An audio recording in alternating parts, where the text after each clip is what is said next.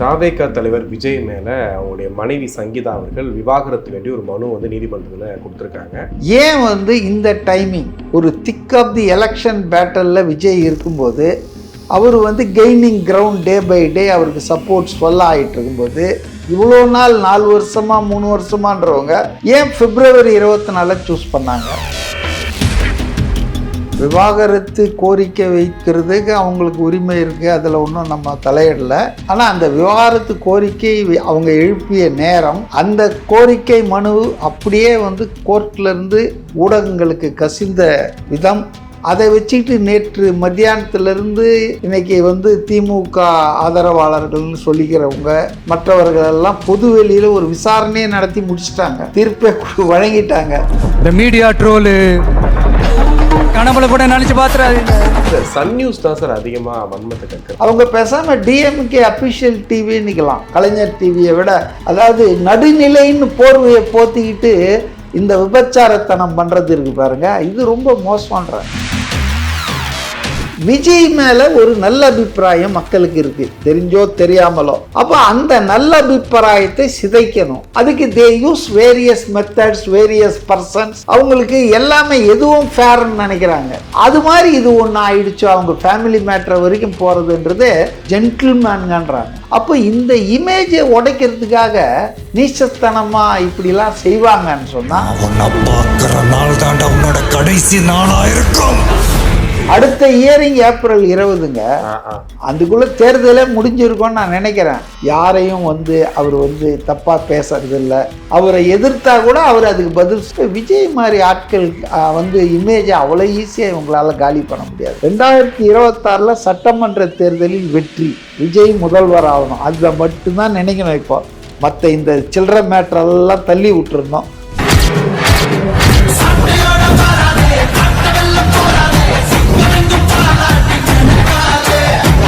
உலகெங்கும் வாழும் தமிழ் நெஞ்சங்களுக்கு கிறிஸ்டியின் அன்பு வணக்கம். இன்று நம்மோட அரசியல் விமர்சகர் CK மதிவாணன் நினைஞ்சிருக்காரு. வணக்கம் சார். வணக்கம். தாவேகா தலைவர் விஜய் மேல அவங்களுடைய மனைவி சங்கீதா அவர்கள் விவாகரத்து வேண்டி ஒரு மனு நீதிமன்றத்தில் கொடுத்துருக்காங்க. அதை பார்த்ததுக்கு அப்புறம் விஜய் ரசிகர்கள், தொண்டர்கள் எல்லாருமே இப்படி ஒரு விஷயம் நடக்கணுமா, அதுவும் இந்த சமயத்துல, பர்டிகுலராக எலெக்ஷனுக்கு இன்னும் 50 நாள் தான் இருக்கு, இந்த நேரத்தில் விஜய் மேல ஒரு பெரிய குற்றச்சாட்டு, அதுவும் மனைவியே கொடுக்குறாங்கன்னும் போது தமிழ்நாடு ஃபுல்லாக பெண்களுக்கு பாதுகாப்பு இல்லைன்னு சொல்லக்கூடிய ஒரு தாவேகா தலைவர் இன்றைக்கி அவர் வீட்டில் இந்த மாதிரி பிரச்சனை, அதுவும் ஒரு அவங்கள கொடுமைப்படுத்தினார், வீட்டில் வச்சுருந்தாரு, அடைச்சி வச்சுருந்தாரு அப்படின்ற மாதிரிலாம் குற்றச்சாட்டை கேட்கும்போது இது அவருடைய அரசியல் பயணத்தில் ஒரு பெரிய சரிவை உண்டாக்கும்னு நினைக்கிறீங்களா? நான் உங்களுக்கு கடைசியில் பதில் சொல்கிறேன். முதல்ல இப்போ ஏன் இது ரொம்ப நாளாகவே அவங்க பிரிஞ்சு இருக்காங்க, ஒரே வீட்டில் இருந்தாலும் தனித்தனியாக தான் இருக்காங்க. கருத்து வேறுபாடுகள் என்பதெல்லாம் எல்லாருக்கும் தெரியுங்க, அரசல் புரசலாம். இந்த டைமிங் தான் இப்போ கொஞ்சம் இந்த நேரம், தேர்தலுக்கு இன்னும் 2 மாதம் இருக்குது.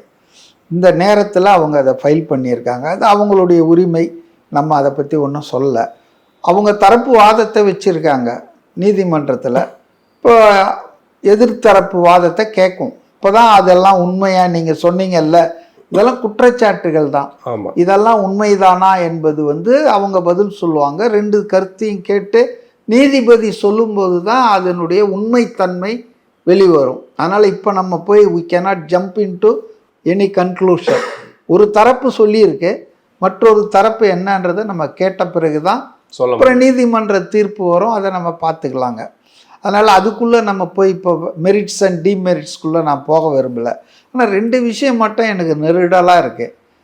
ஏன் இந்த டைமிங் ஒரு திக் ஆஃப் தி எலெக்ஷன் பேட்டலில் விஜய் இருக்கும்போது அவர் gaining ground day by day அவருக்கு சப்போர்ட் சொல்ல ஆகிட்டு இருக்கும்போது, பர்டிகுலர்லி பெண்கள் ஓட்டர்ஸ், நியூ ஜென் ஓட்டர்ஸ், இவங்க மத்தியில் அவர் அன்கொஸ்டின்டு மொனார்க்காகவே இருக்காருன்றது தான் எல்லா சர்வேயும் சொல்கிற உண்மை. அப்போ அப்படி இருக்கிற நேரத்தில் இந்த டைமிங் தான், இவ்வளோ நாள் 4 வருஷமா 3 வருஷமான்றவங்க ஏன் பிப்ரவரி 24 சூஸ் பண்ணாங்க? அதில் ஏதாவது பொலிட்டிக்கல் அட்டம்ப்ட் இருக்கா அப்படின்றது இருக்குன்னு நான் சொல்ல. அதில் ஒரு அரசியல் இருக்குது அப்படின்றது மட்டும் எனக்கு உள்ளுணர்வு தெரியுது. 2வது, அந்த கோர்ட்டில் கொடுத்த அந்த டாக்குமெண்ட்ஸ் எல்லாம் சில மணி நேரத்தில் அது யார் யாருக்கு போய் சேரணுமோ போய் நேற்று பூரா ஊடக விவாதங்கள் தான். விவாகரத்து கோரிக்கை விவாகரிக்கிறதுக்கு அவங்களுக்கு உரிமை இருக்குது, அதில் ஒன்றும் நம்ம தலையிடலை. ஆனால் அந்த விவாகரத்து கோரிக்கை அவங்க எழுப்பிய நேரம், அந்த கோரிக்கை மனு அப்படியே வந்து கோர்ட்லேருந்து ஊடகங்களுக்கு கசிந்த விதம், அதை வச்சுக்கிட்டு நேற்று மத்தியானத்திலிருந்து இன்றைக்கி வந்து திமுக ஆதரவாளர்கள்னு சொல்லிக்கிறவங்க மற்றவர்களெல்லாம் பொது வெளியில் ஒரு விசாரணையை நடத்தி முடிச்சிட்டாங்க, தீர்ப்பை வழங்கிட்டாங்க. அதில் சொன்னதெல்லாம் உண்மைதான் அப்படின்றது. அது வந்து இதுக்கு அரசியல் இருக்குங்க. இது ஒரு குடும்ப விஷயமா இருந்தால் கூட இதன் பின்னால் வந்து ஒரு தேர்தல் அரசியல் இருக்குது. அது நான் என்ன நினைக்கிறேன்னா, இன்றைக்கு வந்து 5,67,00,000 மொத்த வாக்காளர்கள் இப்போ அறிவிச்சாங்க லேட்டஸ்ட்டாக. அதில் நம்ம படித்து பார்த்தோம்னு சொன்னால் பெண் வாக்காளர்கள் தான் தமிழ்நாட்டில் அதிகம். அதாவது தே அவுட் நம்பர் த மேல் ஓட்டர்ஸ் பை 12 lakhs, 12 லட்சத்துக்கு கூடுதலாக இருக்காங்க ஆண்களை விட பெண்கள். அதை வந்து தொகுதி வாரியாக பார்த்தீங்கன்னா 234 தொகுதியில் 219 தொகுதியில் பெண் வாக்காளர்கள் தான் மெஜாரிட்டியாக இருக்காங்க, டிசிசிவ் ஃபோர்ஸாக இருக்காங்க. வெறும் 15 தொகுதிகளில் தான் ஆண் வாக்காளர்கள் outnumber the female voters, women voters. So அதனால் நீங்கள் கடந்த ஒரு வருஷமாகவே நீங்கள் பார்த்துட்டு இருந்தீங்கன்னா இதெல்லாம் விஷயம் தெரியாமல் அரசாங்கம் திட்டம்லாம் போடலைங்க. அவங்க டார்கெட் பண்ணுறது விமன் ஓட்டர்ஸ் தான், நியூ ஓட்டர்ஸ், யங் ஓட்டர்ஸ். ஏன்னா இது எல்லாமே விஜய் பக்கம் போயிட்டுருக்குறதுன்றது அவங்களுக்கு தெரியுதுங்க. அவங்களும் சர்வே எடுக்கிறாங்க, அவங்களுக்கும் இன்டெலிஜென்ஸ் இன்புட்ஸ் வருது இல்லைங்களா. அதனால் அவங்க வந்து ஒரு வருஷக்கணக்காகவே டார்கெட்டட் குரூப் எதுன்னு பார்த்தீங்கன்னா, முன்னாலெல்லாம் ஜாதி ரீதியாக டார்கெட் பண்ணுவாங்க, வன்னியர், கவுண்டர், தேவர், முக்குளத்தோர்னு. இப்போ அப்படி கிடையாதுங்க. இப்போ என்ன பண்ணுறாங்கன்னா ஜென்சி, அடுத்தது வந்து விமன், அப்புறம் வந்து இந்த சிட்டி லெவலில் இருக்கிறவங்க, அந்த மாதிரி பண்ணுறாங்க. அதில் வந்து அவங்களுக்கு வந்து பெண் வாக்காளர்கள் தான் தீர்மானகரமான அரசியல் சக்தியாக உருவாகியிருக்காங்க. அப்படின்றதால தான் இந்த விடியல் பயணம், உரிமை தொகை எல்லாமே, கோடைகால உதவி தொகை எல்லாமே பெண்களை நோக்கி போகுது பாருங்க நீங்க. அதனால தான் வந்து எடப்பாடி கூட நாங்கள் வந்து அதை நிறுத்த மாட்டோம், 2000 ஆக்குவோம் அப்படின்லாம் சொல்ல வேண்டிய தேவை இருக்குது. ஏன்னா அவங்க வந்து பெரும்பான்மை வாக்காளர்களாக பெண்கள் இருப்பது தான். இந்த பெரும்பான்மை இவ்வளோ விஷயங்கள் அரசாங்கம் ஆண்டவன் போனவெல்லாம் செஞ்ச பிறகும் எண்ட் ஆஃப் த டே இந்த ஓட்டு யாருக்கிடா வருதுன்னா இது பூரா விஜய்க்கு போகுது. அவர் நெவர் ஃபேஸ்ட் எனி எலெக்ஷன், அவர் எந்த அரசையும் நடத்துனதில்லை, எந்த சலுகையும் கொடுத்ததில்லை. இப்போ சலுகை பூரா நம்ம கொடுக்குறோம், உதவி பூரா நாம் செய்கிறோம், ஆனால் அந்த ஓட்டு நமக்கு வரமாட்டேங்குது. அந்த ஓட்டு பூரா வந்து விஜய்க்கு போகுது. அப்படின் போது இதுக்கு என்ன காரணன்றதை அவங்க ஆய்வு பண்ணி விஜய் மேலே அவங்களுக்கு ஒரு நல்ல எண்ணம் இருக்குது. அவர் எதுவும் செய்யலை, பர்ஃபார்மன்ஸ் பண்ணல, ஆனால் அவர் மேலே ஒரு மரியாதை இருக்குது, ஜென்டில்மேன், அன்பு இருக்குது, பாசம் இருக்குது, நல்லது செய்வார்ற நம்பிக்கை இருக்குது. அப்போ அதை உடைக்கிறதுக்காக செய்யப்பட்ட ஏற்பாடாக கூட நான் பார்க்குறேன். இது வந்து ஒஸ்ட்டு வைல்டு அலிகேஷனாக கூட இருக்கலாம். இவங்க செஞ்சாங்க அவங்க செஞ்சாங்க நான் சொல்ல. பட்டு ஒரு காணொளி பார்த்தேன் நான் சில மாதங்களுக்கு முன்பு. சவுக்கு சங்கர் வந்து அவர் சொல்கிறாரு, அதாவது ரொம்ப பர்சனலாக விஜயை அட்டாக் பண்ணுறதுக்கு ஒரு ப்ரிப்பரேஷன் பண்ணிகிட்ருக்காங்க, ரொம்ப கீழ்த்தரமாக போய் ரொம்ப பர்சனலாக அதை அவரை வந்து நிலைக்குலை செய்கிறதுக்கு, அதையும் அவர் எதிர்கொள்ள தயாராக இருக்கணும்னு சொல்லிட்டு. உங்களுக்கு தெரியும் சமீப காலமாக சவுக்கு சங்கர் எந்த வீடியோவும் போடுறதில்ல, பல மாதங்களுக்கு முன்பே அவர் பேசுனது. அப்புறம் இந்த நடக்கிற விஷயங்கள்லாம் பார்த்தா உடனடியாக அதை இந்த டைவர்ஸ் பெட்டிஷன் எடுத்துக்கிட்டு அதில் சொல்லப்பட்ட விஷயங்கள்லாம் அப்படியே அப்பட்டமான உண்மைகள் போலவும் இது மாதிரிலாம் பேச ஆரம்பிச்சிருக்கார். பார்த்தா இது ஒரு பொலிட்டிக்கல் கேம். இப்போ தேர்தல் என்பது பழைய மாதிரி ஒரு சாதாரண நிகழ்வாக இல்லை, வார் ஆயிடுச்சுங்க. In war and love everything is ஃபேர்ன்ற மாதிரி இன்றைக்கி என்ன பண்ணுறாங்கன்னு சொன்னால், தேர்தலில் ஜெயிக்கணும், நான் ஆட்சிக்கு வரணும்னு அதிமுக, இருக்கிற ஆட்சியை காப்பாற்றிக்கணும்னு திமுக. திமுகவுக்கு இன்னொரு சிக்கல் என்னன்னா, since 1971 they never get re-elected. என்ன சாகசம் பண்ணாலும் 5 வருஷம் ஆனவனும் தூக்கி வழியை அனுப்பிச்சிடுவாங்க. அந்த ஒரு கர்ஸ் சாபம் இருக்குது திமுகவுக்கு, அதை அவங்களால மாற்ற முடியல. அதுபோல் இன்னைக்கு அதிமுகவுக்கும் இன்னொரு வாட்டி நம்ம தோத்தோம்னா கட்சியே காணாமல் போயிடும். டெஸ்பரேட்டாக இருக்காங்க எல்லாருமே. அப்போ அவங்களுக்கு வந்து விஜய்க்கு இருக்கிற இந்த செல்வாக்கை உடைக்கணும் அப்படின்னு நினைக்கும் போது அவங்களுக்கு எல்லாமே எதுவும் ஃபேர்ன்னு நினைக்கிறாங்க.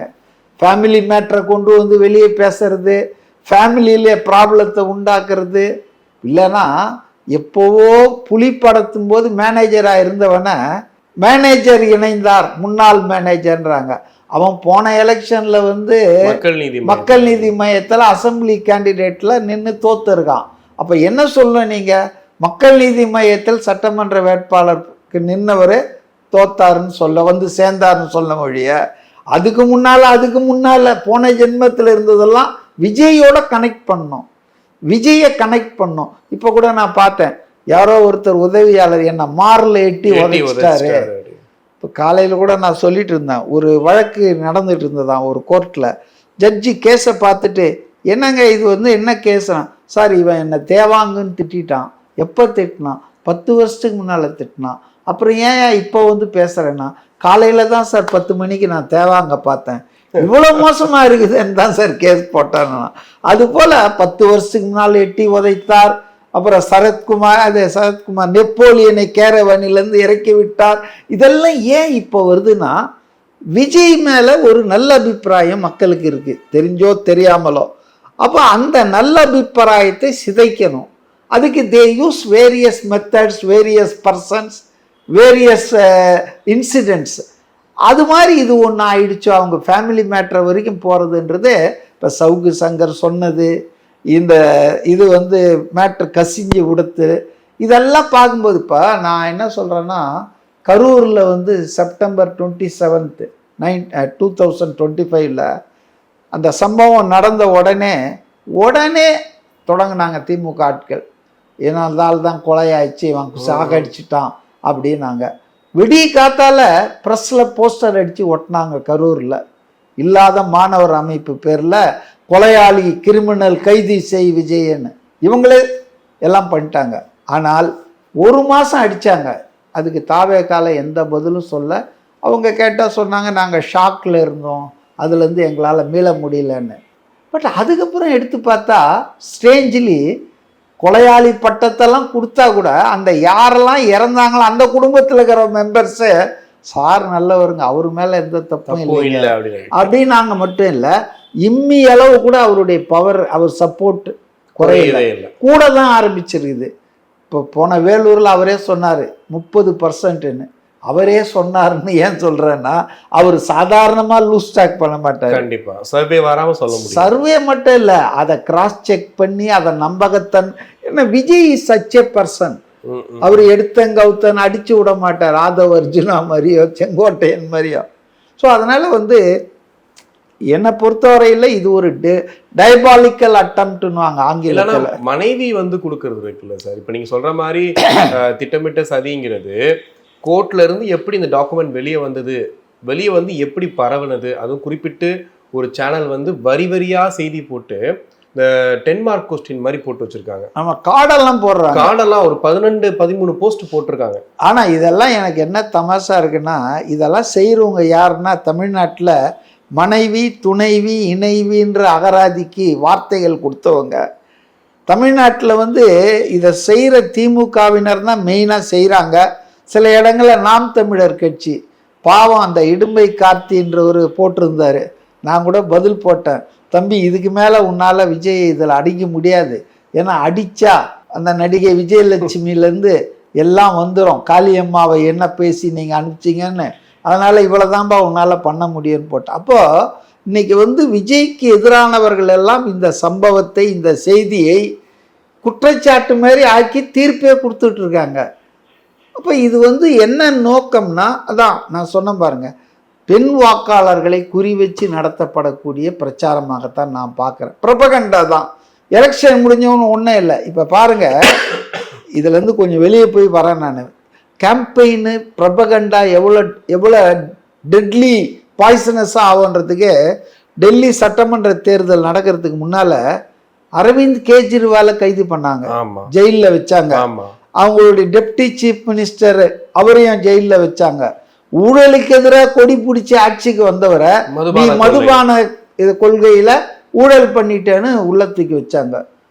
அவர் வந்து நேற்று கண்ணீர் விட்டு அழுதுதை பார்த்தேன். நேற்று வந்து கோர்ட் என்ன சொல்லிடுச்சு, சிபிஐ ஸ்பெஷல் கோர்ட்டு, இதில் சாட்சியமே இல்லை, ஆதாரமே இல்லை, சுக்கம் இல்லை, எதுக்குடா தூக்கி போட்டாங்க அந்த கவிதா இவங்க எல்லாரையும்.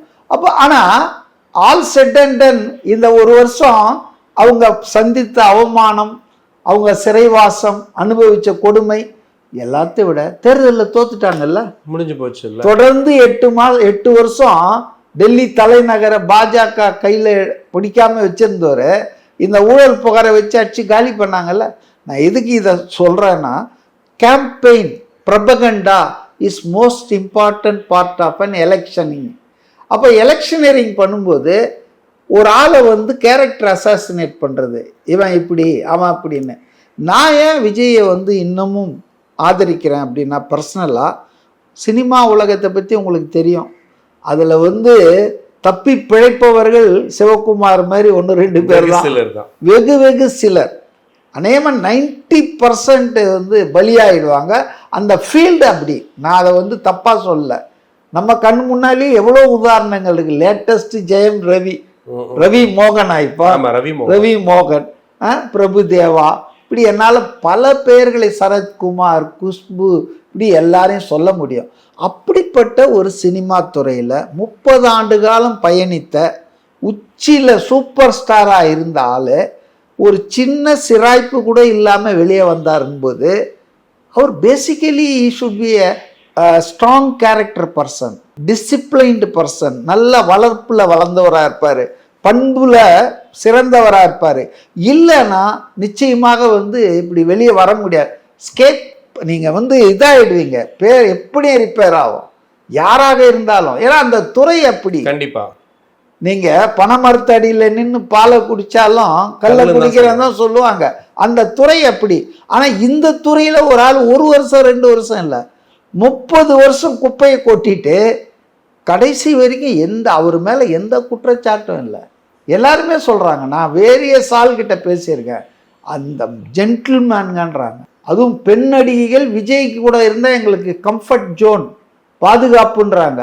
அப்போ இந்த இமேஜை உடைக்கிறதுக்காக நீச்சத்தனமாக இப்படிலாம் செய்வாங்கன்னு சொன்னால் அது எடுபடாது. ஐ ஸ்டில் பிலீவ் விஜய் மேலே. அப்போ மனைவிக்கு சந்தேகம் வரலாங்க. இந்த காலத்தில் பெண்களுக்கு சந்தேகம்ன்றது அது வராமல் இருந்தால் தான் நான் ஆச்சரியப்படுவேன். நேற்று கூட நான் ஒரு இது போட்டிருந்தேன் ட்வீட்டு, அது என்னுடைய அனுமானம் தான். அதாவது இப்போது தன் கணவன் நல்லா சம்பாதிக்கிறாரு, சினி ஃபீல்டில் பெரியாளாக இருக்கார், திடீர்னு வந்து இல்லை நான் விட்டுடுறேன், நான் மக்களுக்கு சேவை பண்ண போகிறேன் அப்படின்னா எந்த மனைவியும் ஒத்துக்க மாட்டாங்க. ஏன் லதா ரஜினிகாந்த் வந்து ஒத்துக்குனாங்களா? ரஜினிகாந்தை பிடிச்சி இழுத்து உடம்பு சரியில்லைன்னு சொல்லிட்டு அரசியலில் அவர் வர்றதை தடுத்தாங்க இல்லை, எக்கனாமிக் ரீசனுக்காக தான் பண்ணாங்க. சினிமாவில் நடிக்க முடியாமல் போயிடும்னு. இப்போ எத்தனை சினிமா நடிச்சிட்டு இருக்கிறார், ஜெயிலர் 2 கூட வரப்போகுது, இப்போ கமல்ஹாசனோட சேர்ந்து ஒரு படம் போட போகிறாரு.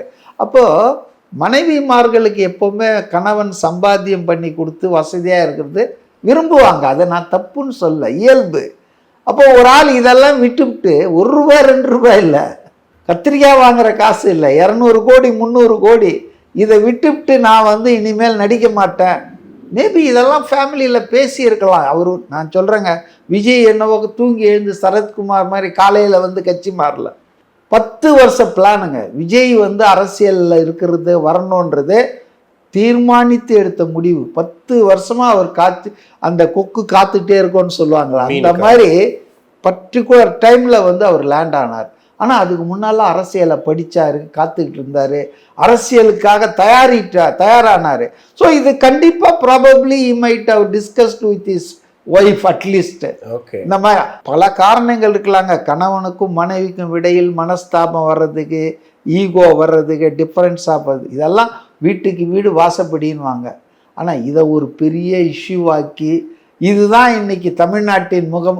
ஊடகங்கள் இதை கையாளுற விதம் சார், இப்போ வந்து அவங்களே போட்டிருக்காங்க, இதை வந்து எந்த இடத்துலையும் நீங்கள் பேசாதீங்க, இதோட முன்பின் இது தெரியாமல் பேசாதீங்க அப்படின்னு. ஃபர்ஸ்ட் நீங்கள் சொன்ன மாதிரி உள்ளேருந்து டாக்குமெண்ட் வெளியே வந்ததே பெரியதாக இருக்குது. சில ஊடகங்களில் ஓப்பனாக விஜய் சங்கீதா விவாகரத்துன்னு சொல்கிறாங்க. இப்போ நம்ம கான்வர்சேஷனில் விவாகரத்துன்ற வார்த்தையே யூஸ் பண்ணலை, ஏன்னா இது வந்து கோர்ட்டில் இருக்குது, அவங்க முடிவு பண்ண போகிறது. எங்க ஃபஸ்ட்டு ஃபேமிலி கோர்ட்டில் கூப்பிட்டு கவுன்சிலிங் கொடுப்பாங்க, 2-3 சிட்டிங் கவுன்சிலிங், 2 பேரையும் உட்கார வச்சு ஏன் போகிறீங்க, அதுக்குள்ள விவாகரத்துன்னு போட்டால் இது என்ன இது கூத்தா இருக்கு? இவங்க விரும்புகிறாங்களா? நார்மலாக எனக்கு தெரியும் அது வந்து ரொம்ப லாங் ப்ராசஸ் அன்லஸ் மியூச்சுவலாக பிரியல. விஜயை பொறுத்தவரை தன் மனைவியை பிரியறதுல அவருக்கு விருப்பம் இல்லை, பிள்ளைங்களை பிரியறதுல அவருக்கு விருப்பம் இல்லை. இப்போ பிரியணும்னு கேட்கறதே இவங்க தான். அதனால அது கூப்பிட்டு உட்கார வச்சு பேசுவாங்க, கவுன்சிலிங் செஷன் நடக்கும். அது இட் இஸ் இது லெபோரியஸ் ப்ராசஸ், லாங் ப்ராசஸ். ஆனால் அதுக்குள்ள டிவிகளில் எல்லாத்தையும் போடுறாங்கன்னா அவங்க நோக்கம் என்ன? ஹெட்லைன் செட் பண்ணிட்டு கொலை பண்ணுற ஆட்கள்லாம் நான் படத்தில் பார்த்துருக்கேன். மலையாள படத்தில் இன்னைக்கு ஹெட்லைன் இதுதான், அதை நடத்தி காட்டுவாங்க. அதை மாதிரி இன்னைக்கு தமிழ் டிவிக்கள் ஊடகங்கள் வந்து ரொம்ப அதாவது ப்ரைவேட் விஷயங்களெல்லாம் எடுத்து பேசுகிறாங்க. ஆனால் நாட்டில் நடக்கிற குற்றங்கள், நாட்டில் நடக்கிற அநியாயங்கள் அதுக்கு எதிராக இவங்க குரல் கொடுக்கறது இல்லை. ஏன்னா எல்லாம் பாலிடிக்ஸுங்க. இல்லை, சன் நியூஸ் தான் சார் அதிகமாக வன்மத்தை கற்கிறாங்க. ஏங்க சன் நியூஸ் வந்துங்க நீங்கள் பாருங்கள், விஜய் படத்தை போடாது மட்டும் இல்லை, பாடல் கூட போடுறது இல்லை சன் குழுமம். அவங்க வந்துங்க அவங்க பேசாமல் டிஎம்கே அஃபிஷியல் டிவின்னுக்கலாம், கலைஞர் டிவியை விட நாங்கள் இல்லைன்னா அது ஒன்று நாங்கள் ரெண்டுன்னு சொல்லிக்கலாம். அதாவது நடுநிலைன்னு போர்வையை போத்திக்கிட்டு இந்த விபச்சாரத்தனம் பண்ணுறது இருக்கு பாருங்க, இது ரொம்ப மோசம்ன்ற. இப்போ இன்றைக்கி சன் டிவி டிஆர்பி ரேட்டிங்லாம் கம்மியாயிடுச்சுங்க.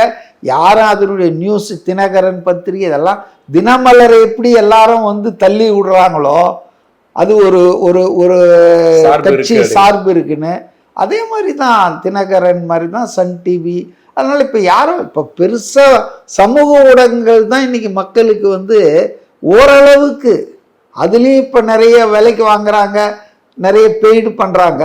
பட் ஓரளவுக்கு இன்றைக்கி வந்து உங்களுக்கு பல தரப்பு செய்தி வர்றதால மக்களே அதை ஜலிச்சு போட்டு இப்படி தான் இருக்கும் அப்படின்னு முடிவுக்கு வராங்க. பட் மீடியா வந்து நீங்கள் சொல்கிற மாதிரி மீடியா ட்ரையல் நடத்தக்கூடாது.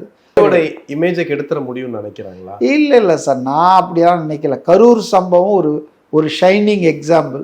இத்தனைக்கும் அவர் டிஃபெண்ட் பண்ணவே இல்லை, அவங்க ஆளுங்க யாரும் டிஃபெண்ட் பண்ணவே இல்லை, நாங்கள் பண்ணலைன்னு சொல்லவே கிடையாது. ஆமாம். ஆனால் இன்னைக்கு அப்படி இல்லை, நேற்றுலேருந்து ஆரம்பிக்கிறாங்க, எதிர் பதில் நல்லா கொடுக்குறாங்க. ஸோ அதனால் நான் 2-3 பெண்கள் காணொலியே பார்த்தேன். ஃபஸ்ட் டைம் நான் வீடியோ போடுறேன் விஜய் அண்ணாவுக்காக அப்படின்ட்டு அவங்க சொன்னாங்க, இதெல்லாம் அடுக்குமா, அண்ணன் மேலே இப்படியெல்லாம் சொல்கிறாங்களே, இதெல்லாம் நியாயமா, இதெல்லாமா தான் அரசியல் பண்ணோம். நீங்கள் எல்லாம் பார்த்தீங்கன்னாங்க டார்கெட்டட் குரூப் உமனுக்காக. அந்த விமனை வந்து அவருக்கு அபரிமிதமான செல்வாக்கு இருக்கிறதால இப்போ சில பேர் சொல்லுவாங்க, இல்லை இவன் இந்த ஓட்டு நமக்கு வராதியா, அதை கொளுத்தி விட்டுறியா அப்படின்வாங்க. இல்லை அங்கே போய் ஏதாவது பண்ணி அமகலம் பண்ணி ஓட்டுக்கே யாரும் வராத பண்ணியா அப்படின்வாங்க.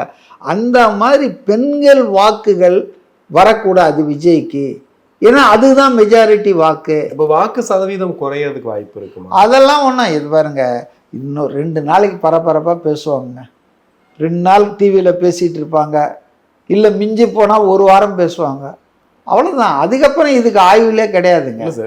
அடுத்த இயரிங் ஏப்ரல் 20ங்க, அதுக்குள்ளே தேர்தலே முடிஞ்சிருக்கோன்னு நான் நினைக்கிறேன். அப்படி இல்லைன்னா கூட இவர் போகணும், இவர் பதில் கொடுக்கணும், இவர் பர்சனலாக போகிறாரா, டைம் வாங்குறாரா, எலெக்ஷன் தெரியாது. ஸோ இதோட பரபரப்பு அவ்வளோதான், முடிச்சிட்டாங்க. இப்போ கரூரை எவ்வளோ பரபரப்பில் கொண்டு போயிட்டு இருந்தாங்க, யாரையும் வந்து அவர் வந்து தப்பாக பேசுறது இல்லை, அவரை எதிர்த்தா கூட அவர் அதுக்கு பதில். சீமான்லாம் எவ்வளோ பேசிகிட்டு இருக்காங்க, சீமானுக்கெல்லாம் ஏதாவது தகுதி இருக்காங்க? அவரை வந்து அந்த விஜயலட்சுமி பொது வெளியில் எப்படி பேசியிருக்கு, இவர் சுப்ரீம் கோர்ட் வரைக்கும் போய் மன்னிப்பு கேட்டு வந்தாள். அதுவும் எவ்வளோ பப்ளிக்காக அவங்க மனைவி வச்சுட்டு சொல்கிறாரு சீமான், எங்கள் மனைவி கேட்குறாங்க உனக்கு இவளை தவிர வேறு யாரும் கிடைக்கலையான்னு. ஸோ இப்படியெல்லாம் பேசுகிற ஆள் ஒரு தமிழ் ஆளுமை, தமிழ் தேசத்தை உருவாக்க போகிறாரு. விஜய் மாதிரி ஆட்கள் வந்து இமேஜை அவ்வளோ ஈஸியாக இவங்களால காலி பண்ண முடியாது. நமக்கு வந்துங்க ஊழலற்ற, நான் திரும்பவும் தாவே காலங்கிட்ட இதெல்லாம் டைரக்ஷன்ஸ்லாம் டைவர்ஷன் ஆகாமல் நீங்கள் அப்படியே இந்த குதிரைக்கு இது கட்டுவாங்க இல்லையா, கடிவாளம் இல்லை சேனம் சாரி கடிவாளம் கிடையாது, கடிவாளன்றது இது இழுக்கிறது, சேனம் கட்டுவாங்க. அது வந்து அப்படியே நேர்கொண்ட பார்வையாக போயிட்டே இருக்கும், அப்படி பார்க்கக்கூடாது. உங்கள் பார்வை என்னன்னா அர்ஜுனன் கிட்ட துரோணர் கேட்ட மாதிரி கிளி தெரியுதான்னா இல்லை கழுத்து தான் எனக்கு தெரியுதுன்னா, அது மாதிரி 2026 சட்டமன்ற தேர்தலில் வெற்றி விஜய் முதல்வர் ஆகணும், அதில் மட்டும்தான் நினைக்கணும். இப்போ மற்ற இந்த சில்லறை மேட்டரெல்லாம் தள்ளி விட்டுருணும், அவ்வளோதான். கண்டிப்பாக சார், நிறைய விஷயங்கள் பேசணும். அதுக்கு நன்றி. ஓகே.